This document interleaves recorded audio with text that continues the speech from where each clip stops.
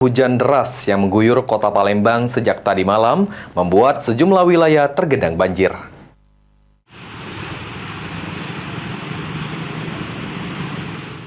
Hujan deras yang melanda kota Palembang menyebabkan sejumlah wilayah tergenang banjir. Salah satunya di sepanjang Jalan Simpang Kades yang terendam banjir dengan kedalaman sekitar 30 cm hingga menyebabkan kemacetan. Pak D, warga setempat mengatakan jalan di Simpang Kades sudah menjadi langganan banjir ketika hujan datang. Saluran irigasi yang kurang baik menjadi faktor utama dalam terjadinya banjir.